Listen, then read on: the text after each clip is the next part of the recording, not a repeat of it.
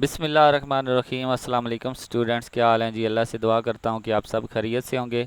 Students, आज हम math 405 lecture number 33 में हाज़िर हुए हैं। स्टूडेंट्स, लेक्चर में जाने से पहले आपसे रिक्वेस्ट करूँगा कि अगर आपने मेरा चैनल सब्सक्राइब नहीं किया तो मेरे चैनल को सब्सक्राइब करें और साथ में बेल आइकन को प्रेस करें ताकि मेरी हर आने वाली वीडियो आप तक पहुँच सके। स्टूडेंट्स, अगर वीडियो अच्छी लगी तो लाइक और शेयर ज़रूर करें।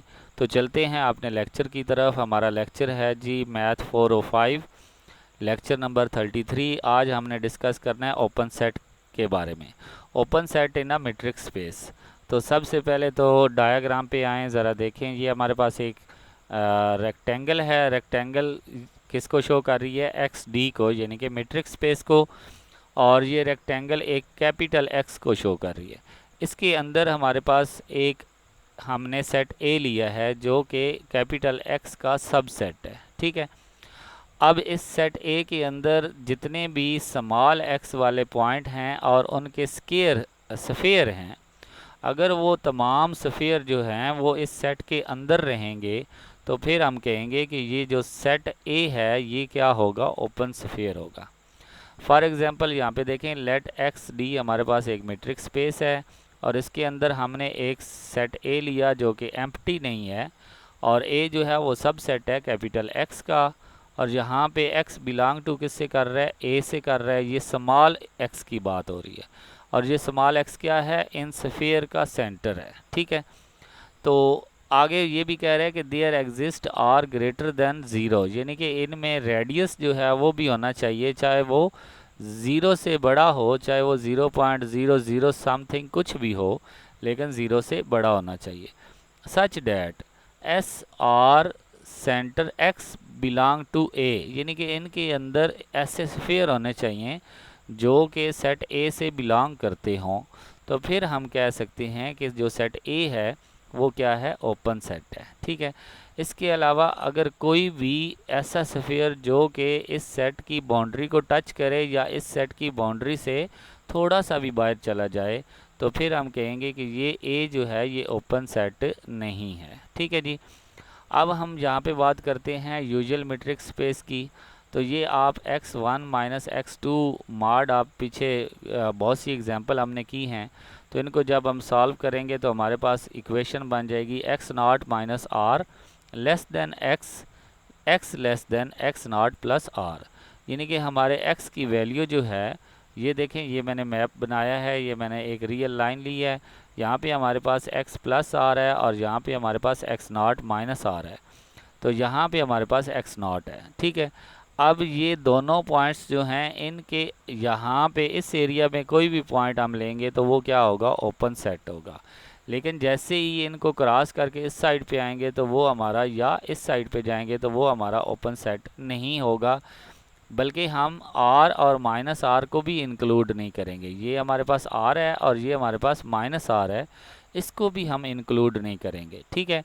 तो फॉर एग्ज़ाम्पल एक आपको समझाने के लिए मैंने अपने पास से एग्ज़ाम्पल दी है कि अगर हम एक्स नॉट की वैल्यू करीब करीब 1 के ले लेते हैं और रेडियस जो है वो करीब 0 के ले लेते हैं, तो जब हम इनको इस इक्वेशन के ज़रिए सॉल्व करेंगे तो हमारे पास आंसर देखें, ये 1 से स्मॉलर है और यहाँ पे भी क्या है? 1 से स्मॉलर है, ठीक है।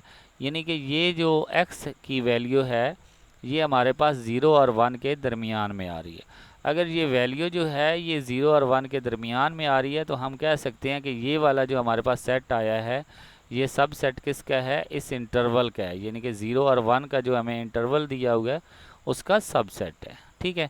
तो अगर ये सब सेट है तो हम कह सकते हैं कि 0 और 1 जो है वो क्या है? एक ओपन सेट है, ठीक है जी। अब हम बात करते हैं कि open set in are square, यानी कि अंडर यूजुअल मैट्रिक्स स्पेस। अगर हमारे पास ये इसका फंक्शन दिया हुआ है x square plus y square less than, अगर हम आर की जगह पे 1 लगा दें तो लेस देन 1 होगा। इसको हमने प्रूव करना है कि ये क्या है? ओपन सेट है या नहीं है। तो इसकी जगह पे आपको पता है x square plus y square, अगर हम इसका सेंटर जो है वो ओरिजिन ले लें, यानी कि 0 0 ले लें, तो ये इक्वेशन बन जाएगी। अब आपको पता है कि अगर x लेस देन y है और इनका स्क्वायर रूट भी क्या होगा? लेस देन ही होगा। तो हम taking square on both side, तो 1 का स्क्वायर रूट क्या होगा? 1 ही होगा। तो इस तरह ये देखें, ये हमारे पास एक ऐसी इक्वेशन बन गई है जो किसको शो कर रही है, यूक्लिडियन डिस्टेंस को शो कर रही है। ठीक है, इसमें हमारे पास P1 P2 ये वाले वैल्यू होती है। तो यहाँ पे हमारे पास P1 जो है वो x है, xy है, और P2 जो है वो 0 0 है। तो इस तरह हमारा ये डिस्टेंस बन जाएगा लेस देन 1। तो अब हम देखते हैं taking P0 in U such that. अगर मैं आपको एक डायग्राम दिखाता हूँ, ये हमारे पास टोटल जो है, ये स्फीयर जो है, इसको हम U कहते हैं। ठीक है, इसके अंदर हमने एक पॉइंट P0 लिया जिसका डिस्टेंस O से क्या है, R है। ठीक है, और टोटल ये O से बाउंड्री लाइन तक का डिस्टेंस कितना है, 1 है। ठीक है, अब P0 से आगे बाउंड्री तक का जो डिस्टेंस है उसको हम R1 कह लेते हैं। ठीक है, और R1 फिर किसकी इक्वल होगा, जब हम ये टोटल लाइन में से ये वाली लाइन माइनस कर लेंगे। टोटल लाइन क्या है हमारे पास, 1, और ये वाली लाइन क्या है, P0 से O तक क्या डिस्टेंस है, R है। तो 1 माइनस R मीन्स कि हमारे पास R1 की वैल्यू क्या आएगी, 1 माइनस R होगी। ठीक है, तो यहाँ पे वही बात कह रहा है कि अगर हम ये कहें कि डिस्टेंस P0 से 0 तक कितना है, R है, और R1 क्या है हमारे पास, 1 माइनस R। अब हमने ये प्रूव करना है कि SR1 P0 सबसेट किसका है, U का है। ये हमने प्रूव करना है। ठीक है, तो अगर हम इस स्फीयर के अंदर जो अभी हमने स्फीयर बनाया है ये वाला, ठीक है, इस स्फीयर के अंदर एक और पॉइंट P ले लेते हैं। ठीक है, तो ये पॉइंट P जो है ये भी अप्रोक्सीमेट R1 के इक्वल है या उससे क्या है, लेस है। R1 से क्या है, लेस है। ठीक है, तो ये देखें, ये हमारे पास एक ट्रायंगल बन गई है। कौन कौन से पॉइंट की, O पॉइंट की, P0 की और P की। तो यहाँ पे हम ट्रायंगुलर इनइक्वालिटी लगाएंगे। ठीक है, ट्रायंगुलर इनइक्वालिटी में क्या होता है जी, P से O तक का जो डिस्टेंस है, यानी कि P से O तक का जो डिस्टेंस है हमारे पास वो क्या है। अब ये देखें कि हमने P जो पॉइंट लिया है, P से O तक का जो डिस्टेंस है बाकी दोनों के सम से क्या है, लेस है। तो यही हम आपको बताना चाह रहे हैं कि अगर हम ये देखें distance of PO less than क्या होगा, distance of P to P0 plus distance of P0 to O। ठीक है, तो P टू P0 हमारे पास क्या है, तकरीबन लेस देन 1 है, R1, और P से O तक का जो डिस्टेंस है वो क्या है हमारे पास, R है, और R1 हमारे पास किसके इक्वल था, हमने ऊपर देखा था, तो वो क्या है, 1 माइनस R। तो R1 की जगह पे हम इसकी वैल्यू पुट कर देंगे तो हमारे पास क्या बन जाएगा, 1 माइनस R प्लस R। तो R से कैंसिल हो जाएगा, इज इक्वल टू 1।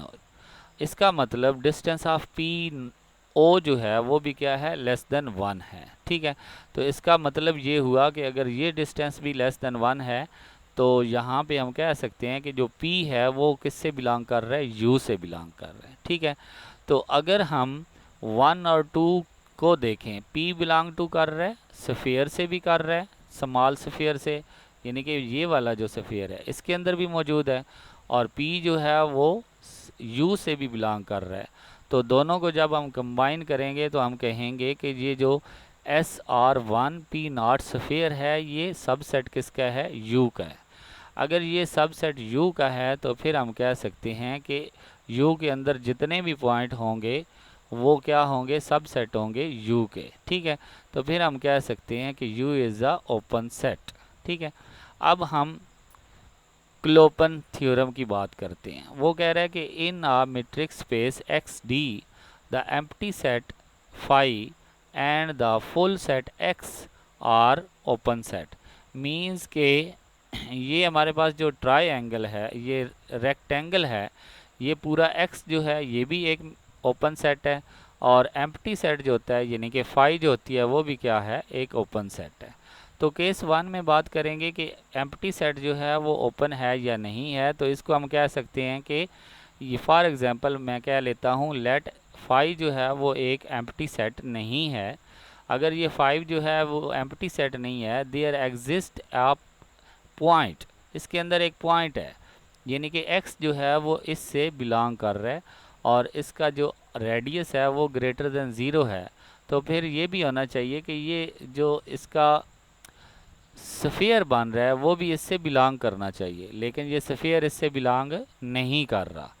अगर ये स्फीयर इससे बिलोंग नहीं कर रहा तो फिर हम कह सकते हैं कि फाई एक एम्प्टी सेट है, इसके अंदर कोई पॉइंट नहीं है। तो अगर ये पॉइंट नहीं है तो फिर हम कहेंगे कि फाई एक क्या है, ओपन सेट है। ठीक है जी। तो अब हम बात करेंगे केस 2 की कि कैपिटल जो x है वो भी क्या है, ओपन सेट है। तो कैपिटल x में जितने भी पॉइंट लेंगे वो इसके अंदर मौजूद होंगे और उनके स्फीयर भी क्या होंगे, अंदर मौजूद होंगे। ठीक है। तो फिर हम कह सकते हैं कि हर स्फीयर जो है वो कैपिटल x का सबसेट होगा। तो इस तरह हम कह सकते हैं कि x कैपिटल जो है वो भी क्या है, एक ओपन सेट है। ठीक है। यहाँ पे डिडक्शन कुछ आ रही हैं कि अगर A जो है वो ओपन सेट है तो A का जो कम्प्लीमेंट होगा वो क्लोज सेट होगा। ये इंशाल्लाह क्लोज सेट हम नेक्स्ट लेक्चर में पढ़ेंगे। इसी तरह अगर हम ये कहें कि एम्प्टी सेट जो है वो क्या है, एक ओपन सेट है, तो फिर जो एम्प्टी सेट का कम्प्लीमेंट होगा वो क्या होगा, क्लोज सेट होगा। और एम्प्टी सेट का कम्प्लीमेंट क्या होगा, एक्स कैपिटल। ठीक है। क्योंकि एम्प्टी यू में से अगर एम्प्टी सेट माइनस कर लेंगे तो यू ही आएगा। ठीक है। ऐसा समझ लें कि ये एक्स जो है ये हमारे पास एक यूनिवर्सल सेट है। ठीक है। तो इसी तरह वो कह रहा है कि अगर कैपिटल एक्स जो है वो एक ओपन सेट है तो इसका जो कम्प्लीमेंट होगा वो क्या होगा, क्लोज सेट होगा। ठीक है। अब हम बात करते हैं open sphere for any metric space. ठीक है। ये सेम हमारे पास वही वैल्यू है जो हमने यहाँ पे डिस्कस की है, ये 1 वाली। ठीक है। इसी तरीके से आपने उसको भी जो है वो डिस्कस कर लेना है और आपने देख लेना है, सेम वही मेथड है। ठीक है। तो उसी को आपने चेक करना है। ठीक है जी। अब हम आगे बात करते हैं इसी थ्योरम के कन्वर्सली की बात करते हैं। ये चीज़ तो हमने ऊपर प्रूव कर लिया, आपने उसी को देख लेना है। वो कह रहा है कि each open matrix sphere any matric space is an open set, यानी कि मैट्रिक स्पेस के अंदर जितने भी सेट होते हैं वो क्या होते हैं, ओपन सेट होते हैं, लेकिन इनका जो कन्वर्सली होता है वो ट्रू नहीं है। फॉर एग्जांपल हमने ये एक ओपन सेट लिया, ठीक है, इसके अंदर एक स्फीयर बनाया, उसमें पॉइंट पी लिया, सेम यही जो पोजीशन है ये हमने बनाई। तो ये हम ऑलरेडी प्रूव कर चुके हैं कि ये क्या है, ये एक ओपन सेट है। तो अगर ये ओपन सेट है तो वो भी क्या होगा, ओपन सेट होगा। अब हम सिर्फ उसका कन्वर्सली जो है वो डिस्कस करते हैं। कन्वर्सली ये है कि अगर U1, U2, U3 ये हमारे पास कुछ ओपन सेट हैं तो इनका यूनियन भी क्या होगा, ओपन सेट होगा। ठीक है। लेकिन इनका इंटरवल जो है it is not open interval, लेकिन इनका इंटरवल जो है वो ओपन नहीं होगा। ठीक है। ओपन इंटरवल कब होगा, जब ये देखें अगर हमें दो पॉइंट्स A और B दिया जाए, ठीक है, तो ये तब ही ओपन सेट होगा जब ये x इन दोनों के दरमियान में मौजूद होगा। लेकिन यहाँ पे देखें, ये अगर हमारे पास एक ये U1 है, U2 है और U3 है, ये हमारे पास डिफरेंट ओपन इंटरवल हैं। ठीक है। तो अगर हम एक पॉइंट x जो है वो यहाँ पे ले लेते हैं, ठीक है, तो इनका जो यूनियन होगा वो उससे x ये बिलोंग नहीं कर रहा, यानी कि ये जो x है ये इसके यूनियन से बिलोंग नहीं कर रहा। तो इसलिए हम कह देंगे कि अगर ये x जो है वो इनके यूनियन से बिलोंग नहीं कर रहा तो इनका यूनियन जो है वो ओपन स्फीयर नहीं होगा। ठीक है। यानी कि अगर इनको इकट्ठा करें, इनका यूनियन लें तो वो ओपन स्फीयर नहीं होगा। ओके स्टूडेंट्स, इसी के साथ आज का हमारा लेक्चर जो है वो ख़त्म हुआ। इसमें मेन पॉइंट्स आपने यही याद करने हैं, जैसे आपने ओपन स्फीयर डिस्कस किया था वैसे ही ओपन सेट की भी बात हो रही है कि ओपन स्फीयर में हमने कहा था कि उसमें बाउंड्री इंक्लूड नहीं होती।